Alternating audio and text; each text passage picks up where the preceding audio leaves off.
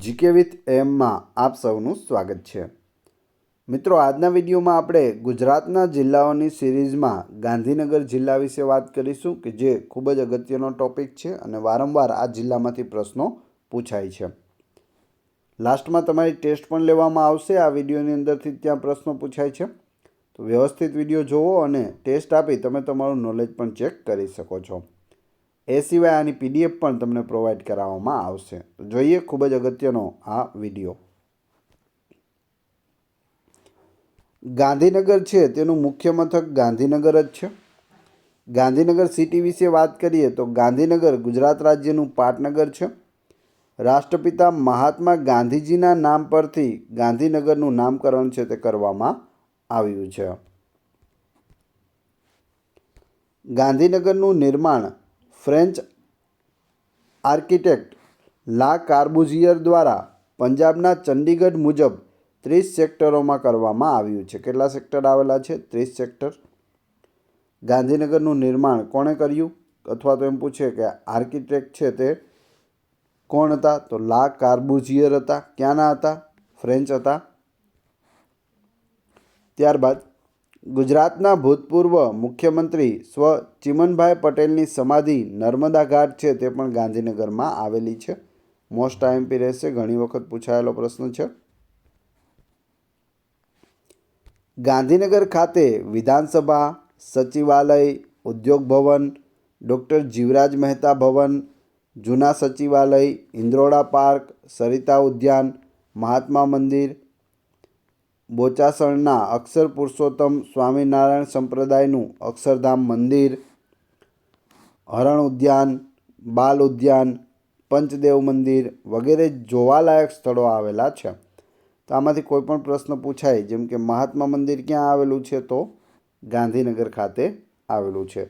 અક્ષરધામ મંદિર છે ત્યાં પણ આતંકવાદી હુમલો થયો હતો અને તેના વિશે પણ પ્રશ્નો છે તે પૂછાતા હોય છે. ત્યારબાદ ગાંધીનગર જિલ્લામાં આવેલું મહુડી. પ્રાચીન સમયમાં મધુપુરી નામે તે ઓળખાતું હતું. મહુડીનું જૂનું નામ કહો તો મધુપુરી. જૈન ધર્મનું આ તીર્થસ્થાન છે. અહીં ઘંટાકર્ણ મહાદેવની મૂર્તિવાળું મંદિર તથા પદ્માવતી માતાનું મંદિર પણ આવેલું છે. પૂછવામાં આવે પદ્માવતી માતાનું મંદિર ક્યાં આવેલું છે? મહુડી ખાતે. ઘંટાકર્ણ મહાવીરની મૂર્તિવાળું મંદિર મહુડી ખાતે પૂછાયેલો પ્રશ્ન છે. આ મંદિર સુખડીના પ્રસાદના લીધે ખૂબ જ જાણીતું છે.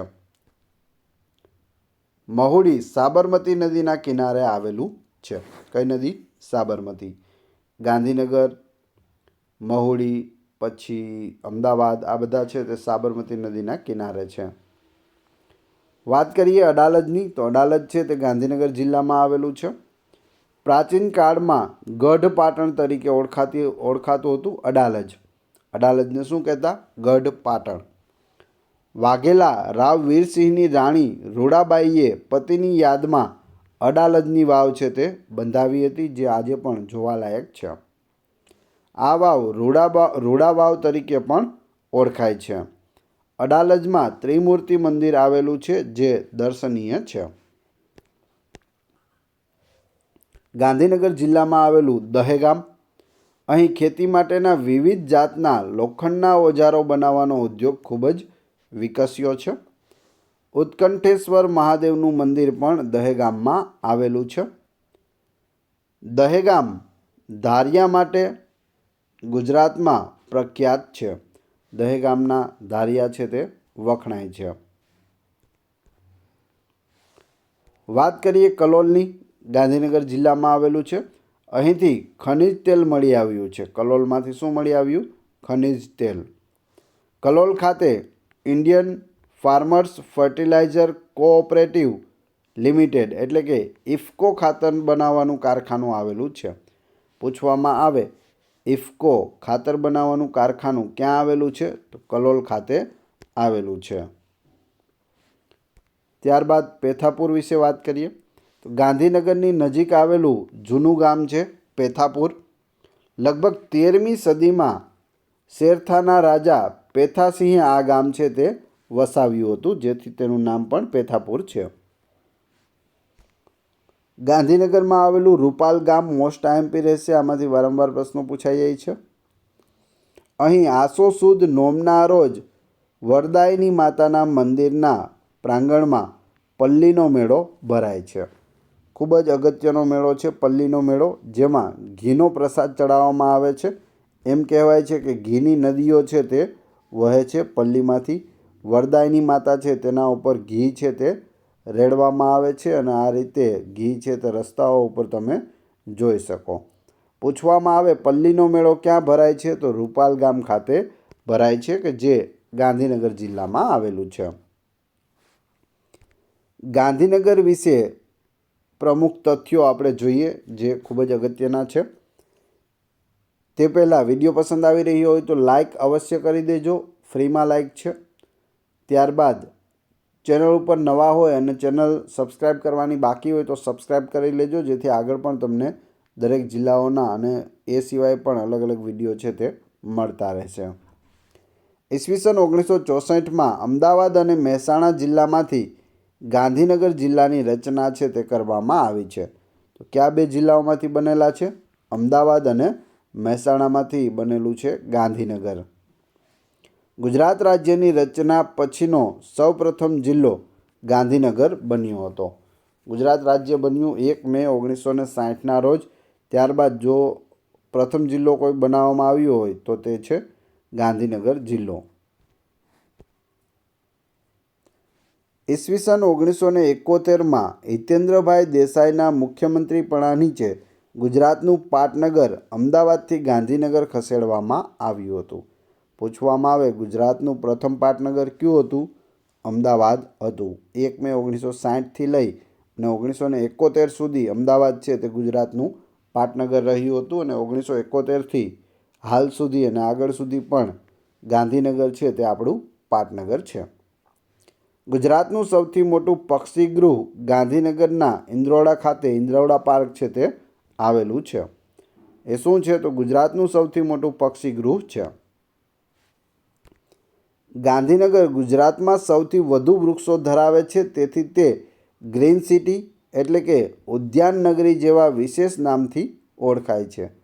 ગુજરાતની ઉદ્યાન નગરી એટલે ગાંધીનગર, જેને ગ્રીન સિટી તરીકે પણ ઓળખવામાં આવે છે.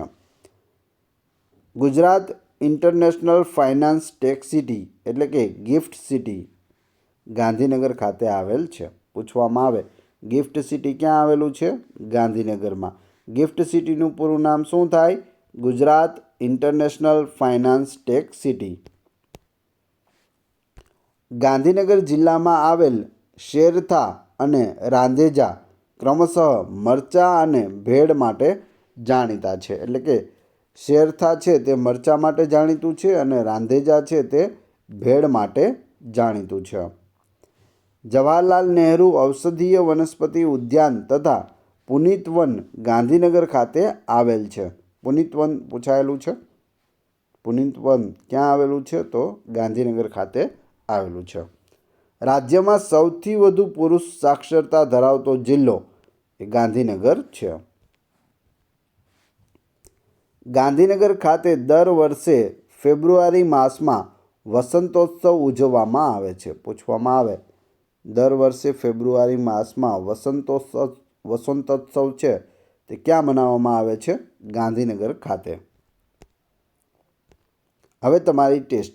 જે આપણે વિડીયો જોયો તેમાંથી તમને અહીં પ્રશ્નો પૂછવામાં આવે છે, જેનો જવાબ તમારે કોમેન્ટ બોક્સમાં આપવાનો છે, જેથી તમને ખ્યાલ આવે કે તમને કેટલું યાદ છે અને મને પણ ખ્યાલ આવે કેટલા લોકો વ્યવસ્થિત વિડીયો જુએ છે.